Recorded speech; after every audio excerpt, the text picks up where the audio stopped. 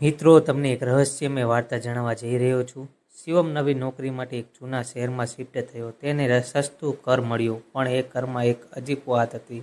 એક રૂમ હંમેશા બંધ રહેતો. માલિકે એક જ વાત કહી હતી કે દરવાજો ક્યારેય ખોલતો નહીં. શિવમે વિચાર્યું કે કંઈ મોટી વાત નહીં હોય. પહેલી રાત્રે 3 વાગ્યે અચાનક અવાજ આવ્યો, ઠક ઠક, જાણે કોઈ અંદરથી દરવાજો ખખડાવી રહ્યું હોય. શિવમ ડરી ગયો, પણ પોતાને સમજાવી પવન હશે.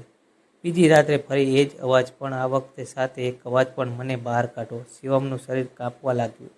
કોણ છે ત્યાં? એ બૂમો પાડવા લાગ્યો. ત્રીજી રાત શિવમ રોકાઈ શક્યો નહીં. એ ધીમે ધીમે બંધ દરવાજા પાસે ગયો. અંદરથી ફરી અવાજ આવ્યો, આજે તે જ મને બંધ કર્યો છે. શિવમ ચોંકી ગયો.